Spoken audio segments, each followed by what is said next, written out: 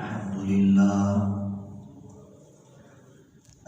لله وكفى وسلام على عباده الذين اصطفى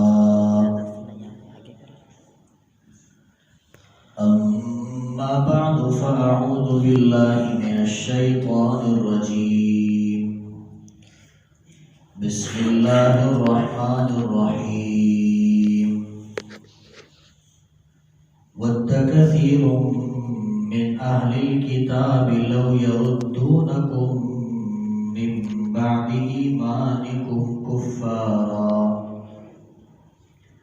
حسدا من عند أنفسهم من بعد ما تبين لهم الحق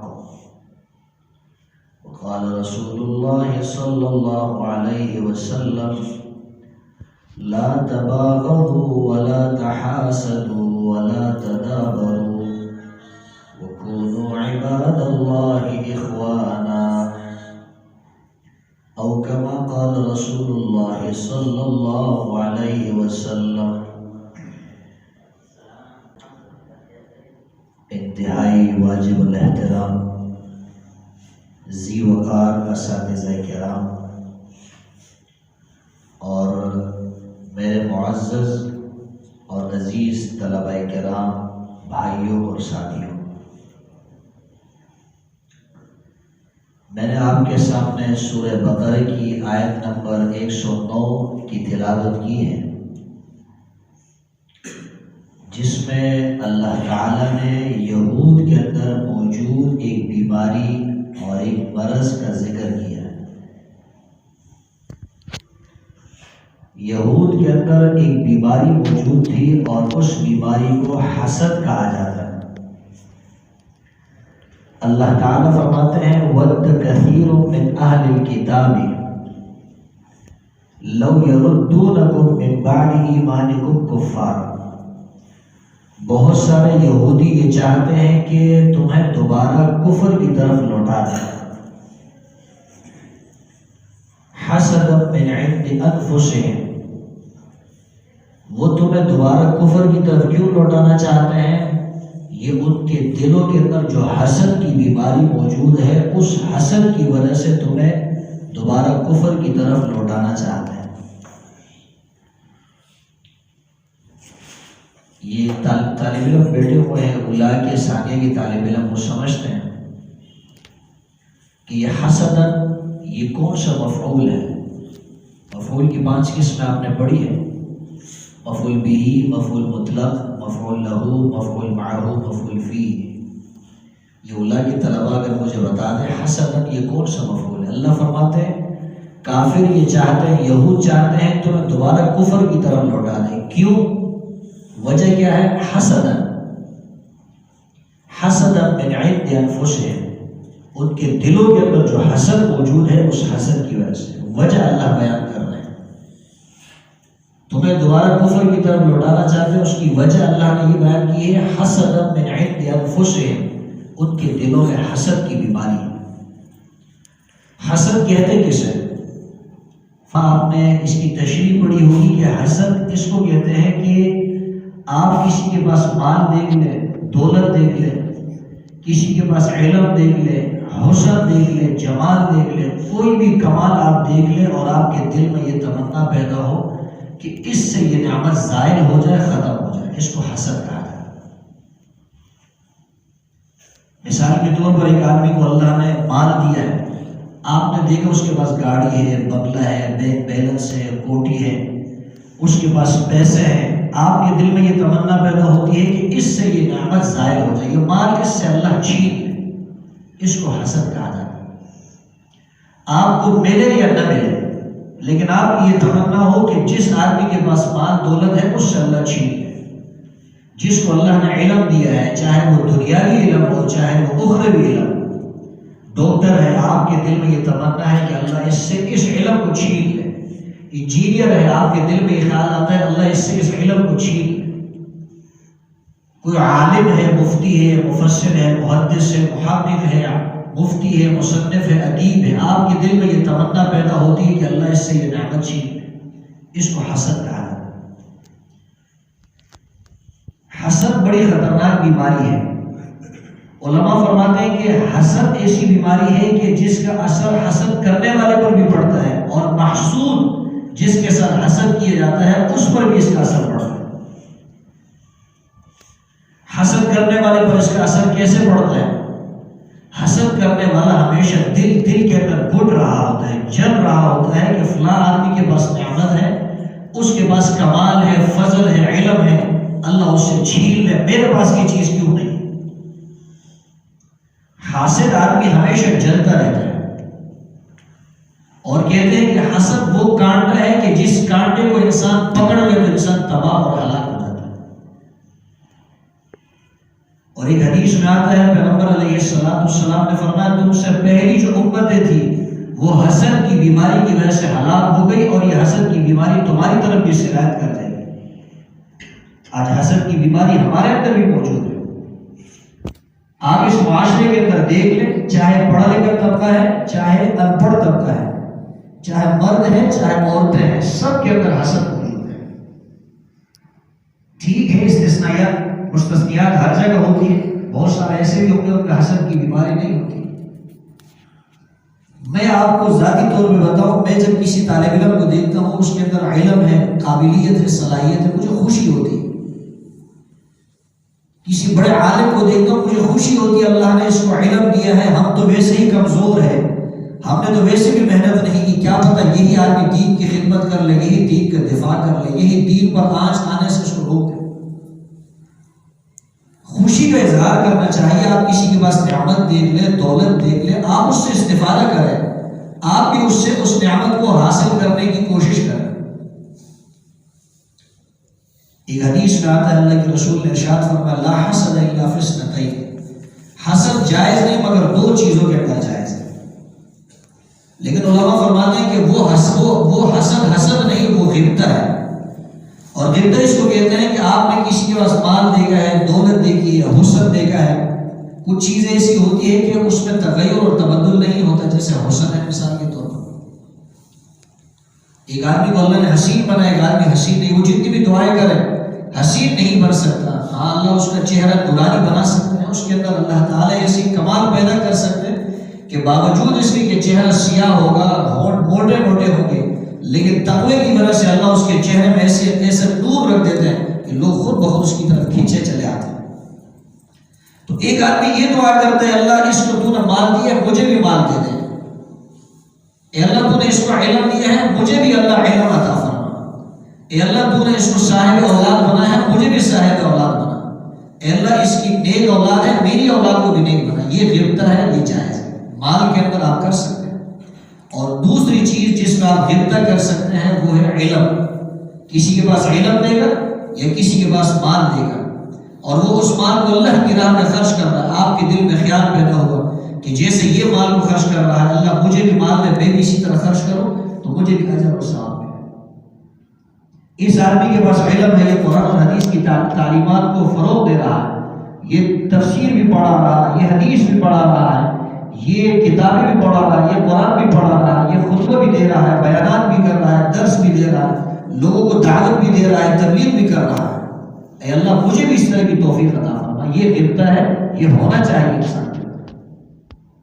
لیکن حسد ایسی بیماری ہے کہ جو حاسد کو خود نقصان دیتی ہے، اور جو آدمی حسد کرتا ہے آپ اس کو اس کا بدلہ دے اس کی کوئی ضرورت ہی نہیں۔ حاسد کو خود تکلیف مل رہی ہوتی ہے، حاسد خود عذاب کے اندر مبتلا ہوتا ہے، حاسد کو تو خود بخود سزا مل رہی ہوتی ہے، آپ اس کو تکلیف دے، سزا دے، اس کی ضرورت ہی نہیں، انتقام دے، اس کی ضرورت ہی نہیں۔ لیکن حاسد جو ہوتا ہے وہ کبھی ایسا بھی حسد کرتا ہے، اس کی یہ دعا ہوتی ہے کہ یا اے اللہ اس کے بعد جو نعمت ہے وہ اس سے تو چھین لے، اور کبھی وہ یوں دعا کرتا ہے اے اللہ اس کے بعد جو نعمت ہے اس سے چھین کر مجھے دے دے، اور کبھی وہ اس پر بھی بس نہیں کرتا، پھر وہ کبھی تو اس کی غیبت کرتا ہے، کبھی اس کی چغلی کھاتا ہے، اور کبھی اس کو نقصان دینے کی کوشش کرتا ہے۔ جیسے کہ رسول اللہ صلی اللہ علیہ وسلم جب مدینہ منورہ تشریف لائے تو عبداللہ ابن ابی ابن سلول جو منافقین کا سردار تھا، رئیس المنافقین تھا، اس کو اللہ کے رسول کی ترقی پسند نہیں آئی، اس نے حسد شروع کیا، اور اس حسد کا نتیجہ یہ ہوا کہ وہ دنیا سے کفر اور نفاق کی حالت میں چلا گیا۔ اور اللہ نے فرمایا کہ اے میرے پیغمبر لا تصلی علی احد منهم مات ولا تقم علی قبره، آئندہ ایسا کوئی آدمی مر جائے آپ نے اس کی نماز جنازہ بھی نہیں پڑھ رہی، اس کی قبر پہ کھڑے ہو کے کھڑے بھی نہیں ہونا ہے۔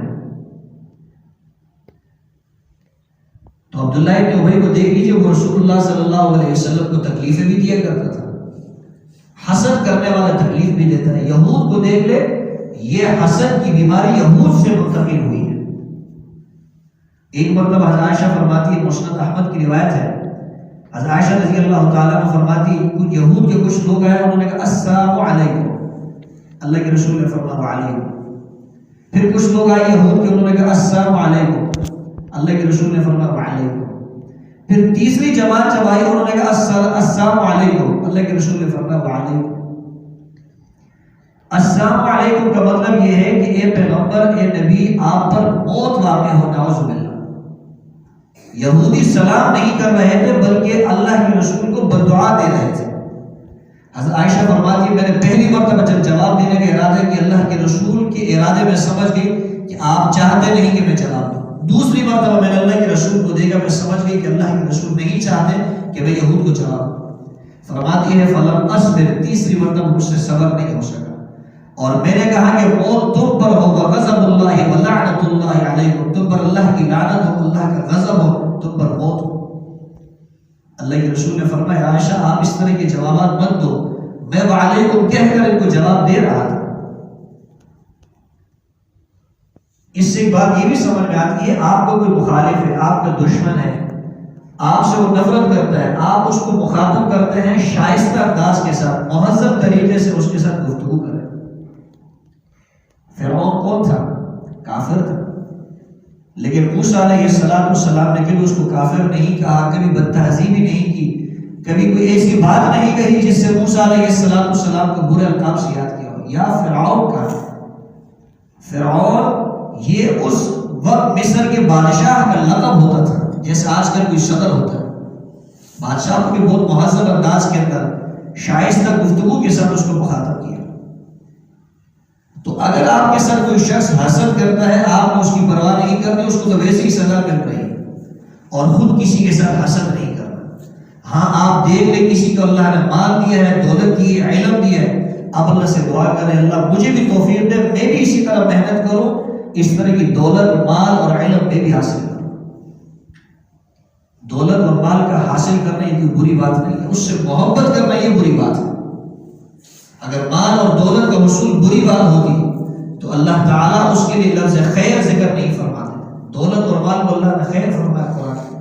عبد الرحمن ابن عوف رضی اللہ تعالیٰ عنہ کے پاس مال اور دولت اتنی وافر مقدار میں موجود نہ ہوتا۔ مال اور دولت جمع کرنا کوئی بری بات نہیں ہے، مال نہیں ہوگا آپ زکوٰۃ کیسے دیں گے؟ معلوم ہوتا ہے انسان مال دولت جمع کر سکتا ہے، اس سے محبت نہیں ہونی چاہیے۔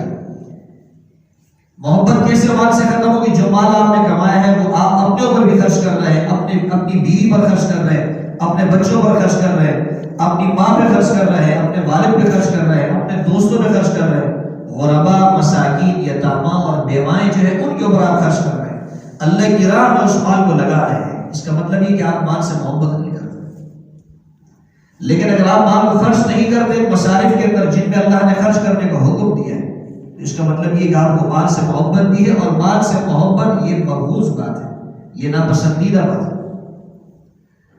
اللہ فرماتے ہیں سورہ نساء کے اندر آیت نمبر 52 ہے، ام یحسدون الناس علی ما آتاہم اللہ من فضلہ، یہ یہود یہ مسلمانوں سے اس لیے بغض کرتے ہیں، حسد کرتے ہیں کہ اللہ نے ان کو فضل دیا ہے، مال دیا ہے، علم دیا ہے، ترقی دی ہے۔ تو یہود کے اندر یہ خباثت موجود تھی۔ اللہ کے رسول فرماتے ہیں، رسول اللہ صلی اللہ علیہ وسلم نے ارشاد فرمایا لا تباغضوا ولا تحاسدوا ولا تدابروا، ایک دوسرے سے بغض مت رکھو، ایک دوسرے کے ساتھ حسد مت کرو، ایک دوسرے کو پیٹ مت دکھانا، وکونوا عباد اللہ اخوانا، اے اللہ کے بندو بھائی بھائی بن جاؤ۔ انسان بھائی کیسے بنے گا؟ جب انسان کی اخلاق ایک جیسے ہو جائے، سب انسانوں کے اخلاق ایک جیسے ہو جائیں گے، حسد خود بخود ختم ہو جائے۔ ہر انسان اپنے لیے اچھا سوچ رہا ہے تو دوسرے کے لیے بھی اچھا سوچ رہا ہے، دوسرے کے لیے آپ نے برا نہیں سوچنا ہے۔ جو انسان حسد کرتا ہے وہ خود تکلیف میں مبتلا ہوتا ہے، پھر دوسروں کو نقصان دینے کی کوشش کرتا ہے۔ تو آپ نے کوشش کرنی ہے کہ آپ نے اس مذموم صفت سے اپنے آپ کو بچانا ہے، حسد کی صفت سے۔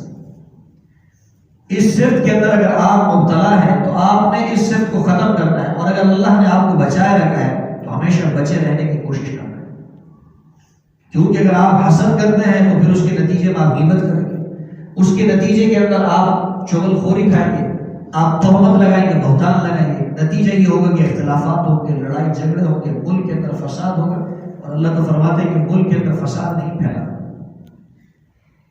تو کوشش کریں گے نا کہ یہ بیماری ہم اپنے اندر سے ختم کریں گے، حسد کی۔ اگر کسی کے اندر کوئی بات آپ نے دیکھی، کوئی عیب دیکھی ہے تب اس کو آپ جو نظر انداز کریں۔ ہاں کوئی ایسی برائی ہے جو متعدی ہے، اس سے مسلمانوں کا نقصان ہے، اس کی اطلاع دینا ایسے لوگوں کو کہ جو اس کو کنٹرول کر سکے، یہ ضروری ہے، چاہے حکام ہو یا اپنے مدرسے کے استاد ہے یا انتظامیہ ہے، جو بھی ہو ان کو اطلاع دینا ضروری ہے۔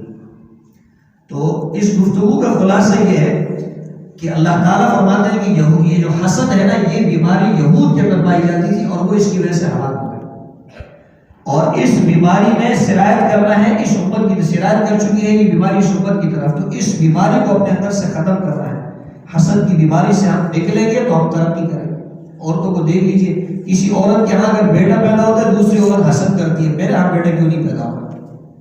آپ اللہ سے دعائیں کر، اللہ سے مانگے اللہ آپ کو بھی بیٹا دے۔ اگر کسی کے شوہر کو نوکری ملتی ہے تو دوسری حسد کرتی ہے کہ اس کو سرکاری نوکری کیوں ملی ہے، میرے شوہر کو تو سرکاری نوکری نہیں ملی۔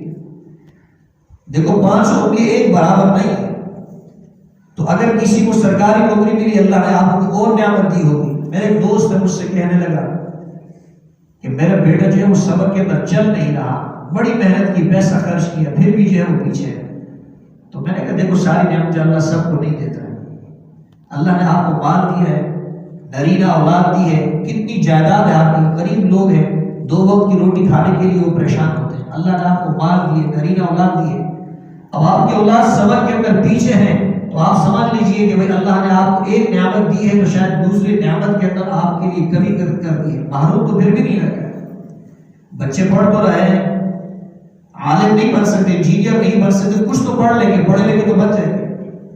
کسی کو آپ دیکھ لیجیے اس کو اللہ نے حسن دیا ہے، کسی کو آپ دیکھ لیجیے اس کو اللہ نے علم دیا ہے، پیسہ نہیں ان کے پاس۔ تو یہ دنیا کا نظام اللہ ایسے ہی چلاتے ہیں کہ کسی کو کوئی خوبی دیتا ہے، کسی کو کوئی خوبی۔ ابھی حافظ عبداللہ صاحب نے آپ کے سامنے نعت پڑھی اچھی آواز کے اندر، اب میری آواز اچھی نہیں ہے تو میں اس سے حسد کرنے لگ جاؤں کہ اللہ اس سے تو آواز چھین لے، مجھے آواز دے، یہ غلط بات ہے۔